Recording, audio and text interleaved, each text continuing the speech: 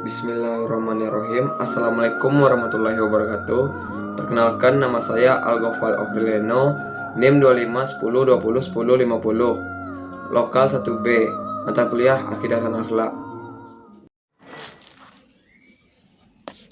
Baik, langsung saja soal yang pertama. Jelaskan definisi akidah secara etimologi dan terminologi serta contoh penerapan dalam kehidupan sehari-hari.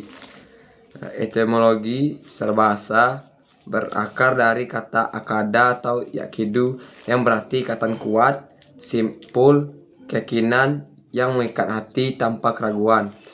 Sedangkan terminologi itu istilah. Akidah adalah keyakinan teguh dalam hati tentang perkara gaib seperti Allah, malaikat, kitab, rasul, dan hari akhir.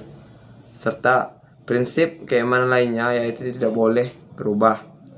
Penerapan sehari-hari meyakini bahwa Allah selalu mengawasi sehingga menjaga perilaku, dan berdoa dan bergantung hanya kepada Allah. Optimis terhadap takdir baik dan sabar terhadap ujiannya. Tidak percaya pada ramalan dukun atau hal syirik lainnya. Soal nomor 2. Jelaskan definisi akhlak secara etimologi dan terminologi serta bedanya dengan etika dan moral. Etimologi adalah dari kata huluk yang berarti perangai atau sifat karakter dalam diri manusia tersebut. Sedangkan terminologi, akhlak adalah sikap atau sifat yang tertanam dalam jiwa yang melahirkan perbuatan dengan mudah tanpa perlu dipaksa. Harus sesuai tuntunan syiar Islam.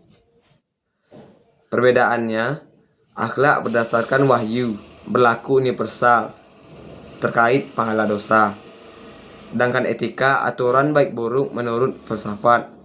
Moral, kebiasaan baik buruk menurut masyarakat. Soal nomor 3. Uraikan hakikat penciptaan manusia dalam Al-Quran. Sertakan beberapa ayat yang relevan dan makna umum dari ayat tersebut.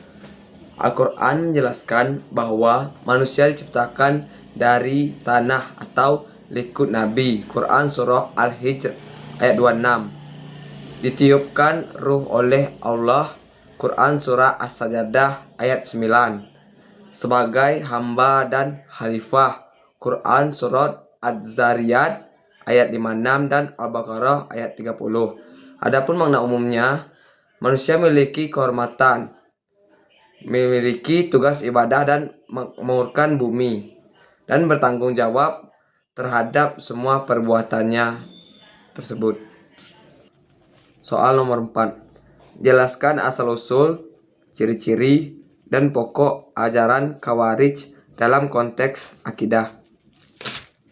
Jawabannya, asal-usul muncul pada masa Khalifah Ali bin Abi Thalib, berpisah dari kelompok pendukung Ali setelah peristiwa Tahkim.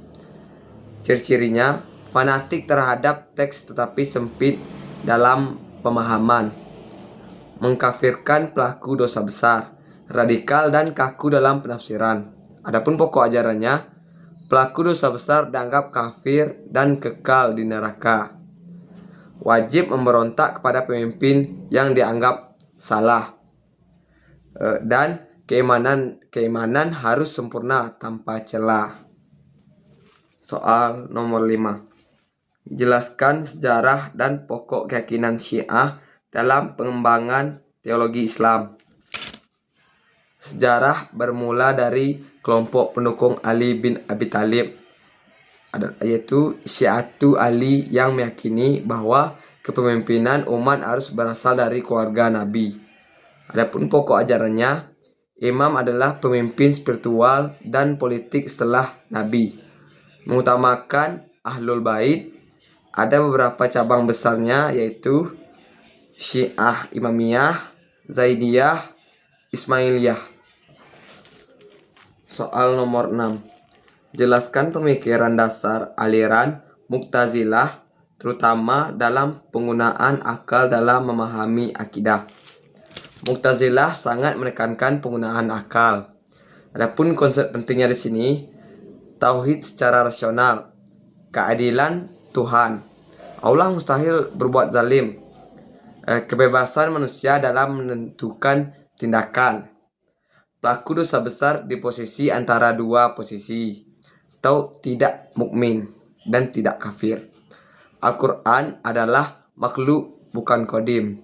Adapun peran akal di sini, akal digunakan untuk menafsirkan agama dan memahami sifat-sifat Allah secara logis.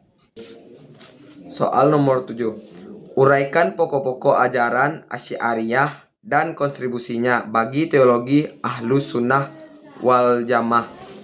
Adapun pokok ajaran Ahlus Sunnah, Asy'ariyah didirikan oleh Imam Abu Hasan al-Asy'ari. Pokok ajarannya menggabungkan dalil, nakli, dan akal, tetapi tetap mendahulukan wahyu. Allah memiliki sifat-sifat yang tidak menyerupai makhluk. Qada dan qadar adalah kehendak Allah. Menolak penafsiran ekstrim Mu'tazilah. Dan adapun kontribusinya di sini yaitu menjadi dasar teologi utama dalam Sunni, menyelaraskan rasionalitas dengan teks wahyu. Soal nomor 8. Uraikan pokok-pokok ajaran Maturidiyah beserta perbedaannya dengan Asy'ariyah. Jawabannya, adapun pokok ajaran Maturidiyah dan perbedaannya dengan Asy'ariyah, pendirinya adalah Abu Mansur al-Maturidi. Adapun pokok ajarannya yaitu akal dapat mengetahui kewajiban mengenal Tuhan. Tindakan manusia hasil kerja manusia, tetapi atas izin Allah. Menekankan keseimbangan antara akal dan dalil. Perbedaannya dengan Asy'ariyah yaitu Maturidi lebih memberi ruang besar pada akal. Dalam masalah imam, Maturidi membedakan antara imam dan amal. Sementara itu, Asy'ariyah sering menyatukan keduanya. Soal nomor 9. Jelaskan bentuk-bentuk akhlak kepada diri sendiri seperti menjaga kehormatan, kebersihan, kesehatan, pikiran, dan akal. Bentuk-bentuk akhlak pada diri sendiri adalah yaitu menjaga kehormatan, maksudnya perilaku yang menjaga harga diri dan martabat. Kebersihan, menjaga kebersihan badan, baik pakaian dan lingkungan. Kesehatan, menjaga makan, olahraga, istirahat. Pikiran, berpikir positif, menghindari iri, dengki, dan pesimis. Akal, menggunakan akal untuk belajar, berpikir kritis, dan menjauhi kebodohan. Soal nomor 10. Jelaskan bentuk-bentuk akhlak kepada sesama dan masyarakat, lengkap dengan contoh penerapan dalam kehidupan sehari-hari. Akhlak pada sesama dan masyarakat. Bentuk akhlak sopan santun dalam berbicara, menolong orang lain, jujur, tidak menyebarkan fitnah, dan menghormati perbedaan. Adapun contoh penerapan dalam sehari-hari, mengucapkan salam, membantu tetangga saat ada kesulitan, tidak memotong pembicaraan, menjaga kebersihan lingkungan, dan aktif dalam kegiatan sosial lainnya atau bergotong royong. Oke, sekian dari saya. Baik adapun kekurangan atau kesalahan, mohon dimaafkan. Saya tutup. Assalamualaikum warahmatullahi wabarakatuh. そのショリンガン